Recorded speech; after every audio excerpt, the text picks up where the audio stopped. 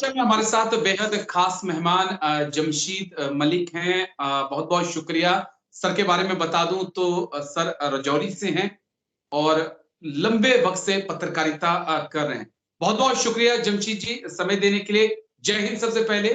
Thank you. जय हिंद, जय हिंद, जय हिंद। आज दो ऐसे पत्रकार बैठे हैं मुझे लगता है जिनका वर्दी के साथ नाता रहा है और लंबे समय तक। जमशीद जी जो इस वक्त पुंछ राजौरी में जो एक ऑपरेशन सेना का चल रहा है पीर पंजाल में खासकर उसको लेकर मैंने आपसे बातचीत करनी थी। क्या वो कारण रहे कि सेना को लगभग 20 साल बाद एक वैसा ही ऑपरेशन चलाना पड़ा और क्या वो कठिनाइयां क्या वो चुनौतियां हैं जो आने वाले वक्त में सेना को यहाँ पर फेस करनी पड़ सकती है। राजेश, बिल्कुल जहां तक हम कहें ऑपरेशन सर्व शक्ति जो 20 साल बाद दोबारा, क्योंकि 20 साल पहले सर्वनाश ऑपरेशन चलाया गया था जो हिल काका में चलाया गया था, खास करके को उस वक्त हिल काका एक मिलिटेंटों का जिसको हम कहते हैं ट्रेनिंग सेंटर बना हुआ था, जहां मिलिटेंट अपनी फैमिलीज के साथ वहां रहते थे। कि जब वहां वो ऑपरेशन किया गया उस दौरान वहां से तकरीबन दर्जनों से ज्यादा गैस सिलेंडर, खाने पीने का सामान, बहुत कुछ मिला और 70 से ज्यादा मिलिटेंटों को वहां मार गिराया गया था उस वक्त। और उस वक्त के ऑपरेशन की बात जहां तक करें, वो ऑपरेशन एक ऐसा इलाका था, चाहे पहाड़ी थी, काफी ऊंची पहाड़ी थी उस वक्त, सड़क रास्ते भी उन इलाकों में नहीं थे, सड़क नहीं जाती थी, मगर उसके बावजूद भी ऑपरेशन चलाया गया, उस ऑपरेशन कामयाब चलाया गया। मगर उसके बाद खिता पीर पंचाल की जहां तक हम बात करें, राजौरी पुंछ इलाके की, इस इलाके से मिलिटेंसी को पूरी तरह साफ कर दिया गया था, क्लियर कर दिया गया था और दोनों डिस्ट्रिक्टों को मिलिटेंसी फ्री करार दिया गया था। खास करके राजौरी और पुंछ एक ऐसे इलाके थे जहां बहुत ज्यादा मिलिटेंसी देखने को मिलती थी, जहां आए दिनों बाजार के अंदर ब्लास्ट की खबरें सामने आती थी, ग्रेनेड धमाके होते थे, मिलिटेंटों के हमले होते थे, या इस तरह के इनकाउंटर बड़े ज्यादा देखने को मिल सकते थे। क्योंकि इसी दौरान एक इससे बड़ा इनकाउंटर एक थाना मंडी के अंदर हुआ था, जब थाना मंडी के अंदर सेना एक पिक्चर देख रही थी प्रोजेक्टर के ऊपर लगा के, उस वक्त चारों तरफ से मिलिटेंटों ने उस कैंप के ऊपर फायरिंग की थी। वो बड़ा ऑपरेशन देखा था, बहुत सारे बड़े ऑपरेशन इस इलाके में देखे थे। मगर उसके बाद हालात बिल्कुल नॉर्मल लौट चुके थे और आप लोग राहत की सांस ले रहे थे, लोग खुले में घूम रहे थे, घूमना फिरना शुरू हुआ था और टूरिस्ट ने आना शुरू कर दिया था इन इलाकों में, क्योंकि यहाँ पे भी कुछ ऐसी जगह हैं जहां लोग आना शुरू हुए थे। मगर 2023 एक ऐसा साल था जिसका पहला दिन राजौरी के ढांगरी इलाके से शुरू होता है, जहां मिलिटेंटों ने बेगुनाह लोगों का कत्लेआम करना शुरू कर दिया। जहां पहले 1 तारीख को बात करें, 31 और 1 तारीख की जन्म बीती रात में हमने देखा कि 5 लोगों का कत्ल किया गया, जिनको गोलियां मारी गई और उसी घर के अंदर एक आईडी लगाई गई जो 2 तारीख को दोबारा ब्लास्ट होती है, जिसमें 2 बच्चों की फिर जान जाती है। इस कुल मिला के अगर देखें 7 लोगों ने अपनी जान गंवाई। मगर उसके बाद लगातार पुलिस की तरफ से उन मिलिटेंटों की तलाश के लिए इनाम का ऐलान किया गया, लोगों को पोस्टर लगा के ये कहा गया कि जो मिलिटेंटों के बारे में इंफॉर्मेशन देगा उसको इनाम दिया जाएगा। मगर जहां जहां से इंफॉर्मेशन मिली वहां वहां वो ऑपरेशन किए गए, मगर मिलिटेंट वहां नहीं पाए गए। मगर जिस तरह पिछले कुछ अरसे से 2023 की अगर हम बात कर रहे हैं, 2023 में बड़े हमले हमने देखे, जहां 20 सेना के जवान शहीद हुए इन हमलों में, जिसमें पैरा कमांडो भी हमने देखे, जो शायद इस मिलिटेंसी की हिस्ट्री में राजौरी पुंछ में ये पहला मौका था जहां पैरा कमांडो भी शहीद हुए थे। कंडी के अंदर हमने देखा 5 जवानों ने शहादत पाई, उसके बाद भाटा दुनिया के अंदर हमने देखा 5 जवानों ने शहादत पाई, उसके बाद हमने दरहाल के अंदर देखा 5 जवानों ने शहादत पाई। इस तरह डिफरेंट एरिया देखे। उसके बाद कालाकोट बाजीमोड़ के अंदर हमने देखा 4 जवानों ने शहादत पाई। इस तरह फिर हमने इस तरह लगातार इस तरह के इनकाउंटर देखे, जिसके बाद अब ये बड़ा ऑपरेशन जरूरी हो गया था शुरू करना, इसलिए शुरू हो चुका जरूरी। जी जी जमशीद मैं आप लंबे समय से इस एरिया को कवर करते रहे, बहुत बारीकी से आपकी नजर रही है। पिछले अगर मैं 20 सालों में समझना चाहूं जमशीद मलिक से कि मिलिटेंसी में क्या कुछ बदलाव हुआ है, अ, कैसे आप डिफाइन करते हैं? हर चीज क्योंकि वक्त के साथ बदलती है। आज हम जम्मू कश्मीर की मिलिटेंसी को 2000 या 1990 के दौर की मिलिटेंसी से कितना अलग देखते हैं जमशीद? राजेश, बिल्कुल बहुत चेंजिंग आई है मिलिटेंसी में, क्योंकि आज से अगर हम 15-20 साल पीछे चले जाएं, जब मिलिटेंसी पीक पे हुआ करती तब मिलिटेंट को दूर से इंसान देखता था, चाहे हम रास्ते से चल रहे होते थे, हम दूर से देख लेते थे ये मिलिटेंट है, क्योंकि उसकी एक बिल्कुल अलग जैसी पहचान होती थी। उसकी पहचान होती थी बड़ी बड़ी सलवार कमीज, बड़े बड़े बाल, बड़ी बड़ी दाढ़ी रखी हुई, लॉन्ग शूज पहने हुए और गन लटका के चलते रहते थे। मगर जो अब मिलिटेंसी आई है, काफ़ी इसमें चेंजिंग हम देख रहे हैं। चेंजिंग ख़ास करके अब जो मिलिटेंट आ रहे हैं, ना इनमें दाढ़ी देखने को मिलती है, ना बड़ी-बड़े सलवार कमीज़ें लगाए हुए हैं। पैंट कमीज़ में वेल ड्रेसेस में होते नज़र आते हैं। इससे इनको पहचानना बहुत मुश्किल होता है। जिस तरह हम ये कह सकते हैं कि कहीं पे ये हमला करते हैं, हमला करने के बाद अपने हथियार छुपा के आम लोगों के बीच में भी अगर आके ये खड़े हो जाएँ, इनको पहचानना बहुत मुश्किल हो जाता है, क्योंकि अब मिलिटेंसी में ये चेंजिंग देखने को मिली। उसके बाद कुछ चेंजिंगें और देखी हमने। जैसे इससे पहले मिलिटेंटों की तरफ से जो हथियार इस्तेमाल किए जाते हैं, क्योंकि राजौरी पुंछ के अंदर पहली बार जब भाटा दुनिया के पास सेना की गाड़ी पर हमला हुआ, वहाँ स्टील बुलेट का इस्तेमाल किया गया, जो चाइनीज़ स्टील बुलेट थी, ये एक बड़ी चेंजिंग देखने को मिली। उसके बाद जिस तरह मिलिटेंटों के पास पहले अगर हम देखते थे, वो मोबाइल का इस्तेमाल करते थे या सैटेलाइट फ़ोन का इस्तेमाल करते थे, मगर उसमें भी एक बड़ी चेंजिंग देखने को मिली, क्योंकि इस तरह की खबर ढांगरी के बाद लगातार आई। हालाँकि इसकी पुष्टि किसी ने की नहीं, मगर सोर्सेज़ के हवाले से, हालाँकि उस शख्स से जिस शख्स के घर में मिलिटेंट थे, उससे भी बात की थी हम लोगों ने। उसने भी कुछ बातें बताई थी। हालाँकि खबर ये सामने आई थी कि उन लोगों ने वहाँ से एक मोबाइल लिया। मोबाइल पे एक ऐप डाउनलोड की, जिससे उन्होंने बात की। बात करने के बाद वो ऐप डिलीट करके मोबाइल वापस दे दिया। हालाँकि उस ऐप के बारे में नहीं पता चल पाया कि किस ऐप से उन्होंने बात की है। बहुत सारी चेंजिंग्स मिलिटेंसी में देखने को मिली है। उसकी एक सिंधी मिसाल मैं देता हूँ। इससे पहले जो मिलिटेंट राजौरी पुंछ के अंदर होते थे, उनकी उम्र 5 से 6 महीने, हम कहते थे कि उस मिलिटेंसी के दौरान जब मिलिटेंसी पीक पर थी। मगर उसके बावजूद हमने देखा कि कालाकोट के अंदर जिस मिलिटेंट को मार गिराया गया, इस मिलिटेंट के बारे में फौज ने, जब पुलिस ने डिटेल दी, तो ये कहा कि इसको 1 साल से ज़्यादा टाइम हो गया राजौरी के अंदर काम बिल्कुल। करते हुए। इससे आप समझ सकते होंगे कि कितनी चेंजिंग है, क्योंकि जब उसको मारा गया, उसके बाद जो उसके कपड़े मिले हैं या उसके शूज़ मिले हैं, बिल्कुल डिफरेंट थे। वो डिफरेंट इसलिए कह सकते हैं राजेश हम, कि क्यों, जो शूज़ उसने पहने थे, वो शूज़ थे जो जंगल की तरफ इस्तेमाल किए जाते हैं, खास करके मिलिटेंट करते हैं। जो शूज़ उसके दूसरे मिले हैं, वो शूज़ थे जो आम लोग पहनकर घूमते हैं। उसके पास बिल्कुल। ऐसे कपड़े भी थे जो आम लोग भी इस्तेमाल करते हैं।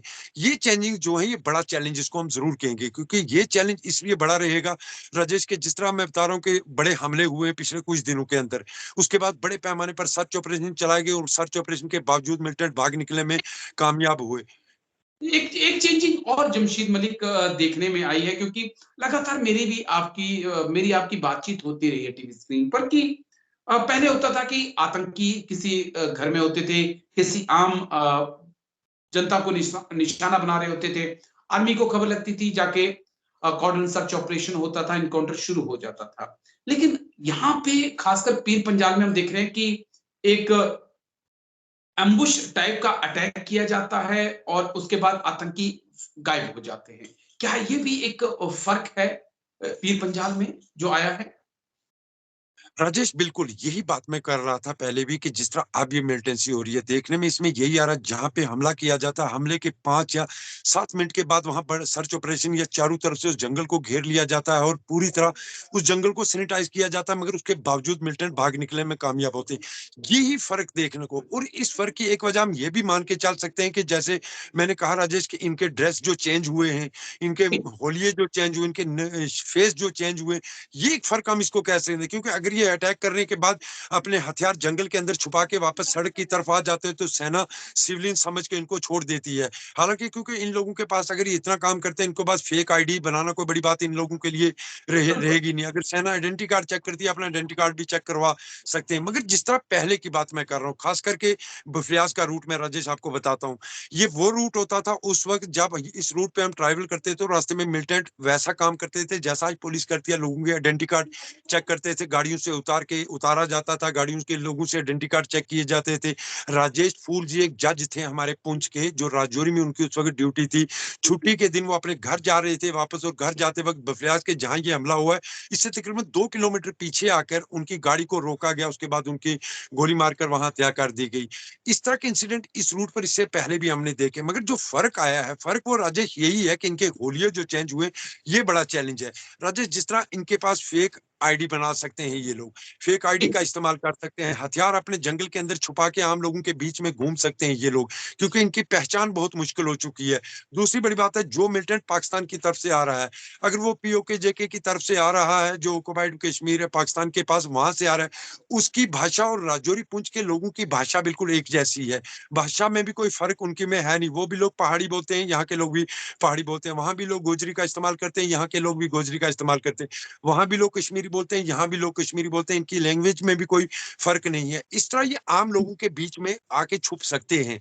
ये एक बड़ा चैलेंज जरूर रहेगा। हालांकि इस ऑपरेशन, जहां ये ऑपरेशन शुरू किया गया है, ये ऑपरेशन सिर्फ इन जंगल के अंदर नहीं चलाया जाएगा, बल्कि ये ऑपरेशन, जहां तक हमारे सोर्सेज ने हमें बताया, कि बिल्कुल 0 किलोमीटर, यानी कि लाइन ऑफ के कंट्रोल के 0 किलोमीटर से इस ऑपरेशन को शुरू किया जाएगा। खिताई पीर पंचाल से और वादी कश्मीर तक इस ऑपरेशन को चलाया जाएगा, क्योंकि राजौरी एक ऐसा प्लेस है राजेश, जिसके एक तरफ पाकिस्तान और दूसरी तरफ जम्मू वादी कश्मीर का हिस्सा है। पुंछ एक ऐसा इलाका है जिसके एक तरफ पाकिस्तान और दूसरी तरफ वादी कश्मीर का इलाका है। राजौरी इसलिए ज्यादा इस्तेमाल किया जाता है क्योंकि राजेश, राजौरी से बिल्कुल डिफरेंट पार्ट कुछ निकलते हैं। जिस तरह हम ये कह सकते हैं कि एक रूट ऐसा है जहां से ये चले जाइए वादी कश्मीर की तरफ, शोपियां डिस्ट्रिक्ट की तरफ चले जाते हैं, दूसरे रूट से चले जाइए कुलगाम इलाके में चले जाते हैं। इसी तरह अगर ये तीसरा रूट इस्तेमाल करते हैं तो रियासी, गुलगलाब, गढ़, मोहर, चसाना, इन इलाकों का रुख कर लेते हैं। और ये इलाके बहुत पहाड़ी इलाके हैं। पहाड़ी इलाके होने के साथ घना जंगल है इन इलाकों के अंदर, और घने जंगलों का फायदा बहुत ज्यादा ये लोग उठा रहे हैं। हालांकि जो ये ऑपरेशन शुरू किया जा रहा है, इस ऑपरेशन में मुश्किलें बहुत ज्यादा आएंगी आने वाले दिनों में। उसकी बड़ी वजह राजेश ये है कि जंगल हमारे बहुत ज्यादा घने जंगल है। जंगलों के अंदर नेचुरल गुफाएं बहुत ज्यादा है।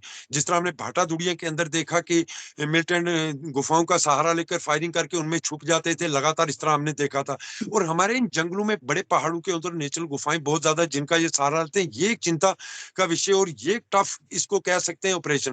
मगर इस ऑपरेशन के बाद हम ये कह सकते हैं कि राजौरी, दोबारा राजौरी और पुंछ को मिलिटेंसी फ्री डिस्ट्रिक्ट जल्द करार दिया जाएगा, क्योंकि जिस तरह सेना की तरफ से भी ये कहा गया कि राजौरी और पुंछ के अंदर 25 के करीब मिलिटेंट एक्टिव हैं। ये सेना के प्रमुख की तरफ से कहा भी गया कि राजौरी और पुंछ के अंदर 25 के करीब मिलिटेंट सरगर्म है। बिल्कुल। उनके खात्मे के लिए एक बड़ा सर्च ऑपरेशन जो ये शुरू किया गया है राजेश, हम इसको ये मान के चलेंगे कि मैं आने वाले 1-2 में। जमशीद भाई, जो एक आखिरी सवाल मैं समझना चाहूंगा आपसे, क्योंकि कई बड़े घने जंगल हैं, मिल्टन वहां पे मौजूद हैं, लेकिन पेट उनको भी लगा है, भूख उनको भी लगती है, और मुझे लगता है कि राशन पानी, अनाज, गैस, ये सब चीजें उन तक पहुंच रही हैं। क्या कितनी बिना लोकल सपोर्ट के ये चीजें संभव नहीं है? तो क्या उन लोगों को भी पकड़ना बहुत जरूरी होगा, जो लगातार उन सुरंगों के अंदर या उस जंगल में इन लोगों को वो सुविधाएं मुहैया करवा रहे हैं? राजेश, बिल्कुल ये बहुत बड़ा सवाल है, क्योंकि ये सवाल पिछले कई अर्सा से लगातार उठाया जा रहा है कि इन लोगों जो इनकी मदद करते हैं। राजेश, इसमें दो चीजें मैं आपको बताऊंगा। एक, वो लोग हैं जो ओजीडब्ल्यू का काम करते हैं, अंडरग्राउंड वर्कर का, जो इनके लिए काम करते हैं, उन पे कड़ी नजर सेना की रहती है। दूसरी बात यह है कि हमारे जो पहाड़ी इलाके हैं, इनमें दूर दूर घर होते हैं राजेश। हमारे यहाँ पहाड़ी इलाकों में एक घर यहाँ है और दूसरा घर उसे 10 फुट, 30 फुट, 40 फुट, 50 फुट की दूरी, दूर दूर भी इससे भी घर होते हैं। जब देर रात को ये किसी के घर पे पहुंचते हैं हथियार लेके, तो मजबूरन भी लोगों को उनको खाना देना पड़ता है। और जिस तरह हमने देखा भी है कि डांगरी हमले के बाद कालाकोट के एक दूर दराज इलाके से एक फोटो सामने आया था, जहां 2 मिलिटेंट उसी घर के अंदर घुसे और छोटी सी बच्ची ने उनका एक फोटो क्लिक कर लिया था। हालांकि फोटो में उनकी शक्ल नजर नहीं आई, बैक साइड से क्लिक किया था। खाना खाने के बाद उस घर वालों की फिर पिटाई की गई मिलिटेंटों की तरफ से, और दूसरे दिन जब दोबारा आए, दोबारा उनकी पिटाई की गई, और फिर उसके बाद वहां से भाग निकले हैं। लोगों के लिए परेशानियां भी हैं राजेश। ऐसा नहीं है कि एक वक्त था, हम कह सकते थे आज से 15-20 साल पहले जब मिलिटेंसी शुरू हुई, उस वक्त लोगों की तरफ से सपोर्ट जरूर मिली है, ये नहीं कहना कि नहीं मिली। राजौरी पुंछ के अंदर बहुत ज्यादा सपोर्ट मिली उस वक्त मिलिटेंटों को, राजौरी और पुंछ के अंदर। मगर आहिस्ता आहिस्ता जब लोगों को इस बात का एहसास हुआ कि ये क्या गलत कर रहे हैं वो लोग, उसके बाद लोगों ने इनकी सपोर्ट करना छोड़ दिया। मगर खाने पीने की जहां तक बात है राजेश, इनके पास बहुत सारी मेडिसिन है। इनके पास ऐसे लिक्विड, ऐसी मेडिसिन है जिससे कई दिन तक भूखे रह सकते हैं। क्योंकि हमने कालाकोट के अंदर एक चीज देखी थी, जब मिलिटेंट को मारा गया, उसके पास से कुछ ऐसी चीजें मिली जो मिलिटेंसी के मामले में हमने पहली बार देखी। मतलब हम उसमें ये कह सकते थे, कुछ ऐसी बेल्ट देखी हमने कि अगर मिलिटेंट उसमें जख्मी हो जाता है या उसको टांग पे या बाजू पे गोली लग जाती है, उस बेल्ट से वो पूरे इलाके को इस तरह कवर कर सकता है कि उसका ब्लड ज्यादा बाहर ना निकल पाए। ऐसी चीजें भी इन मिलिटेंटों के पास से इस बार हमने देखी है। उसके बाद बहुत सारी मेडिसिन हमने देखी, और मेडिसिन सब की सब जो थी वो सारी की सारी पाकिस्तान की मेडिसिन थी, जिसमें हम ये भी कह सकते हैं कि दर्द, पेन किलर, हर चीज पे कुछ लिखा हुआ था। कुछ चीजें लिखी थी पेन के लिए, किस चीज के लिए, हर इस्तेमाल के लिए उनके पास मेडिसिन भी थी। ये चीजें वो साथ लेकर जरूर चलते हैं। मगर अजय, जहां तक सपोर्ट की रही ना बात, आप राजौरी और पुंछ के अंदर वैसी सपोर्ट इनको नहीं मिलती है। उसकी बड़ा कारण यह है राजेश कि अब राजौरी पुंछ के अंदर अगर हम ये कहें कि ये एक ऐसे क्षेत्र हैं जहां हिंदू, मुस्लिम, सिख आबादी बहुत ज्यादा है। खास करके अगर हम पुंछ की बात करते हैं, पुंछ एक ऐसा क्षेत्र है जहां राजेश सिख, मुस्लिम, हिंदू, क्रिश्चियन, हम ये कह सकते हैं कि बराबर के शरीक रहने वाले लोग हैं वहां पे। इन इलाकों में पहले जब मिलती थी, मगर अब वो दौर खत्म हो चुका है राजेश, जब इनको यहाँ से सपोर्ट मिलती थी। अब लोगों की तरफ से इनपुट मिलती है कि यहाँ पे मिलिटेंट देखे गए हैं, ऐसे संदिग्ध लोग देखे गए हैं। ये इनपुट अब लोगों की तरफ से मिल रही है, जिसके बाद ये ऑपरेशन शुरू किए जाते हैं। हालांकि लोगों की तरफ से इससे पहले भी बड़े इनपुट मिले, इससे पहले हमने बड़े ऑपरेशन देखे, खास करके अगर कंडी इलाके की बात करें, लोकल इनपुट था। उसके बाद अगर हम भाटा दुड़िया की बात करें, लोकल इनपुट था। मगर जो लोग पुराने इनके साथ काम करते आ रहे हैं, ओजीडब्ल्यू, वो आज भी काम वो करते हैं कहीं ना कहीं। उनके खिलाफ कार्रवाई की गई। जैसे हमने भाटा दुड़िया इलाके में देखा, जब सेना की गाड़ी पे हमला हुआ, उसके बाद कुछ लोगों को पकड़ा गया, उनसे पूरी बात सामने आ चुकी कि इन लोगों के घर में ठहरे, वो इनने खाना खिलाया, ड्रोन से जो हथियार आया, पैसा आया, वो इन लोगों ने यहाँ तक पहुंचाया। ये जो ओजीडब्ल्यू, इन पर पहले से ही कड़ी नजर है पुलिस की, सेना की, सिक्योरिटी एजेंसीज की। मगर इनकी भी लिमिट अब बहुत ज्यादा कम है। मतलब ये भी अब लिमिटेड हैं जिन पे नजर कड़ी रखी जा रही है।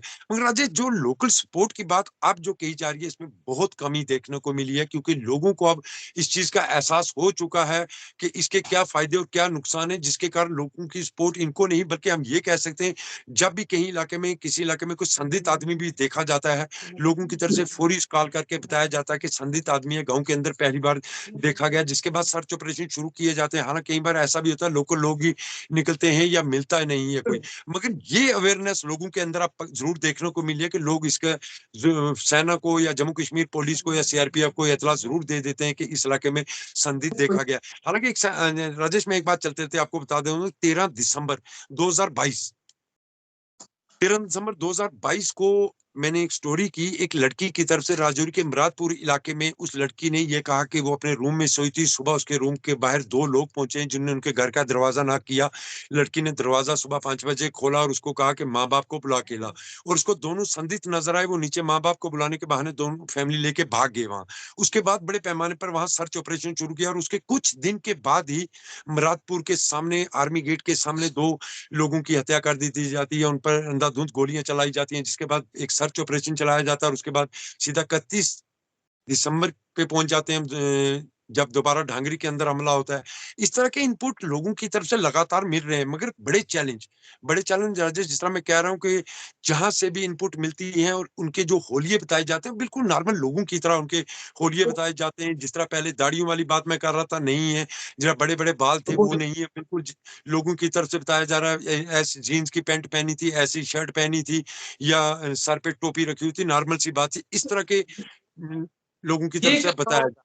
नॉर्मल, ये बड़ा एक चैलेंज भी है जमशीद। इसी को हाइब्रिड मिलिटेंसी कहा जा रहा है। लेकिन शुक्रिया आपका, बहुत बहुत शुक्रिया कि आपने इतनी ठंड में समय दिया मेरे लिए थोड़ा सा समझाने के लिए मेरे दर्शकों को, और मुझे काफी चीजें समझ में आई हैं। शुक्रिया जमशीद भाई, थैंक यू, जय हिंद।